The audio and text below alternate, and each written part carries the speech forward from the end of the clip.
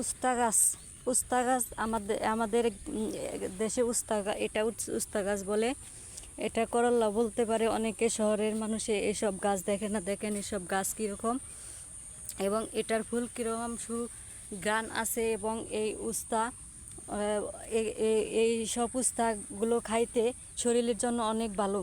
এই যে উস্তা ধরেছে দেখেন, এই যে উস্তা ধরেছে, এই যে এসব উস্তা খেতে, এই যে আরও অনেক আছে, আরও অনেক ধরেছে।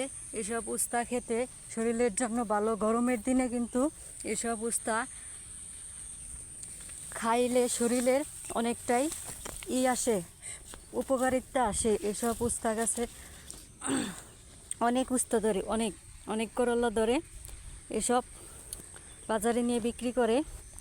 তো আমরা শহরে অনেকেই থাকেন, তারা এসব গাছ চেনেন না।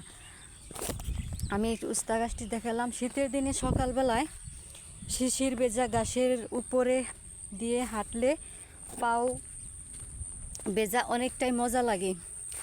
গ্রামের বাড়িতে ধানের এই রাস্তাটা দেখেন, রাস্তার পাশ দিয়ে আমি যাইতাছি। রাস্তার ডান সাইডে ধান আছে, অনেক ধান আমাদের দেশে আবাদ হয়। এবার অনেকটাই ধান খেতে অনেক সুন্দর ধান হয়েছে। ধানগুলো অনেক সুন্দর হয়েছে, চাষিরাও অনেক ভালো করে চাষ করেছে এবং ফলনটাও ভালো দিছে। তো আপনারা যারা শহরে থাকেন এসব অনেক কিছু দেখতে পারেন না, আপনাদের জন্য এই ভিডিওটা নিয়ে আসছি। আপনারা দেখেন অনেক ধান, অনেক। এখন দেখেন রাস্তার দুপাশেই ধান। আমি হাঁটে যাচ্ছি। এই ধানগুলো অনেক, এই ধানের সিঞ্জাগুলো অনেক বড় বড় হয়েছে, অনেক চড়া দাগ ভর্তি ধান আর ধান। এটা 29 ধান। এটা কিছুদিনের মধ্যে আসা পড়বো, কিছুদিনের মধ্যে পেকে যাবে এবং কৃষকরা ধান কাটবে।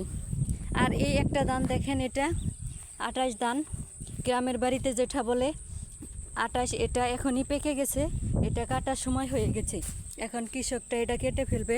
অনেক ধান আমাদের দেশে প্রচুর পরিমাণে ধানের আবাদ হয়, ধানের আবাদটাই বেশি হয় আমাদের গ্রামে। তো বন্ধুরা, আজ এই পর্যন্ত এই ভিডিও। আমার চ্যানেলটি ভালো লাগলে সাবস্ক্রাইব করে দিবেন।